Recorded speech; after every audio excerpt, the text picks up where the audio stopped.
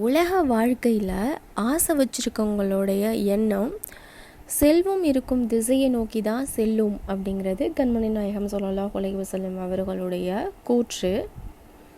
அதுக்கு தகுந்தாற் போல் ஒரு பெண் ஆணை தேர்ந்தெடுக்கும் பொழுது, திருமணத்திற்காக தேர்ந்தெடுக்கும் பொழுது எப்படி ஒரு ஆண் ஒரு பெண்ணுடைய அழகு செல்வத்தில் கான்சன்ட்ரேட் பண்ணாமல் அவங்களுடைய இறை வழிபாடு எப்படி இருக்குது, அவங்க டிவோஷனல் சைடு எப்படி இருக்குங்கிறத பார்க்க சொல்லியிருக்காங்களோ அதே மாதிரியே தான் ஒரு பாயை நாம் சூஸ் பண்ணும் பொழுது அவங்க அழகாக இருக்காங்க, அவங்கக்கிட்ட நிறைய செல்வம் இருக்குது அப்படிங்கிறத பார்க்காம அவங்க இறை அச்சத்தோடு இருக்காங்களா, அவங்க அந்த டிவோஷனல் சைடில் 100% கொடுக்குறாங்களா அப்படிங்கிறத தான் மெயினாக பார்க்கணும்.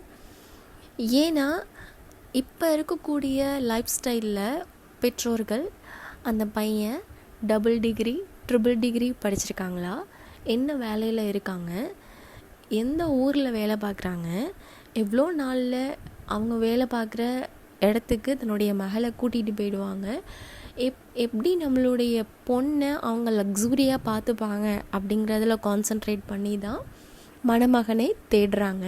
அது ரொம்பவும் தவறு.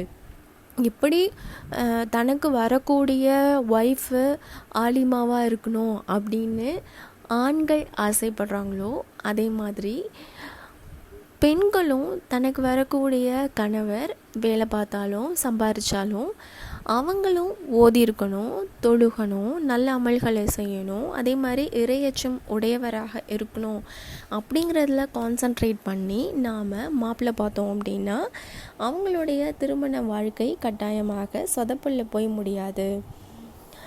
உங்களிடம் பெண் கேட்டு வருபவரிடம் மார்க்க பக்தியும் நற்பண்புகளும் உங்களுக்கு திருப்தி அளிக்குமாயின் அவரின் பணத்தையும் குலத்தையும் பார்க்காது மனம் செய்து கொடுத்து விடுங்கள். இவ்வாறு நீங்கள் செய்யாவிடின் உலகில் குழப்பமும் பூசலும் மட்டும்தான் ஏற்படும் அப்படின்னு சொல்கிறாங்க. வீட்டில் ஏற்படும் குழப்பங்களுக்கும் நாட்டில் விளைந்திடும் குழப்பங்களுக்கும் எவை காரணம் என்பதை சற்று சிந்தித்து பாருங்கள்.